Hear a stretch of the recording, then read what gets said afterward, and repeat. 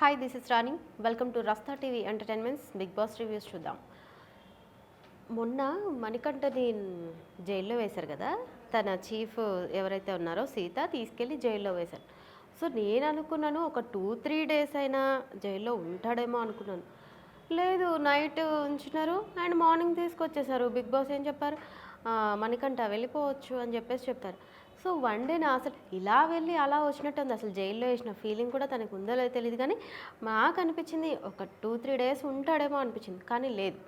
So ఇలా వెళ్ళి అలా అయితే వచ్చేసాడు.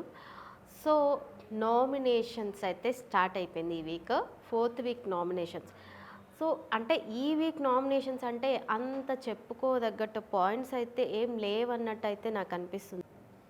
సో అయితే 4th వీక్ నామినేషన్స్ అయితే స్టార్ట్ అయిపోయింది. సో ఈ నామినేషన్లో కూడా మణికంఠనే హౌస్మెంట్స్ అందరూ టార్గెట్ చేశారని నాకైతే అనిపిస్తుంది.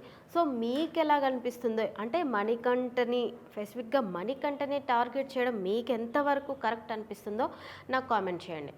అండ్ నిన్న జరిగిన నామినేషన్లో అయితే ఫస్ట్ మణికంఠ నామినేట్ చేస్తాడు. ఎవరిని? నైనిక.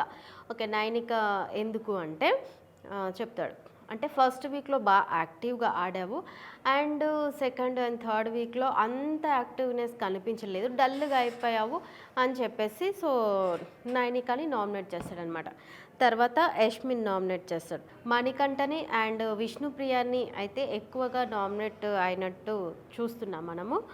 సో వీళ్ళిద్దరి నామినేషన్ తర్వాత పృథ్వీ చేస్తాడనమాట. పృథ్వీ ఎవరిని? నైనిక అండ్ మణికంఠని.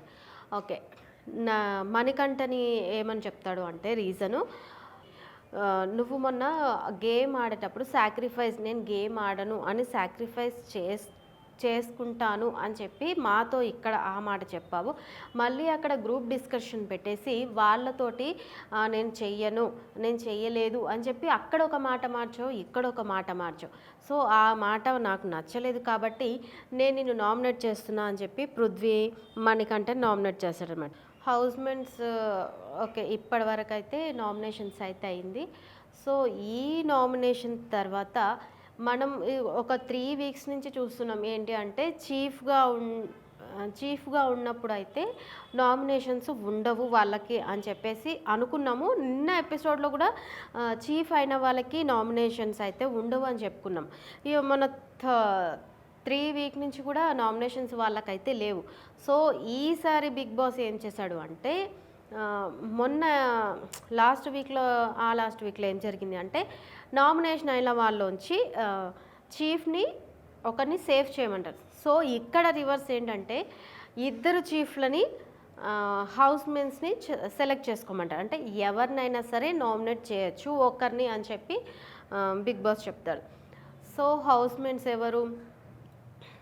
పృథ్వీ అండ్ మణికంఠ, నైనిక కాదు పృథ్వీ, మణికంఠ, యష్మి, వీళ్ళ ముగ్గురు తప్పితే మిగిలిన వాళ్ళందరూ కూడా నిఖిల్కి నామినేట్ వేయాలి అని చెప్పేసి వాళ్ళందరూ అయితే నిలబడడం జరిగింది.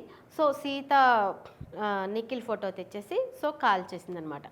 సో ఈ వీక్లో నిఖిల్ కూడా చీఫ్ కంటెండర్ అయ్యుండి కూడా నిఖిల్ నామినేషన్లో ఉన్నాడనే చెప్పుకోవచ్చు. సో నామినేషన్లో ఉన్న సభ్యులు ఎవరెవరు అంటే విష్ణుప్రియ, నభిల్, నైనిక, మణికంఠ, ఆదిత్య అండ్ నిఖిల్. ఈ 6 మెంబర్స్ అయితే నామినేషన్లో అయితే ఉన్నారని చెప్పుకోవచ్చు.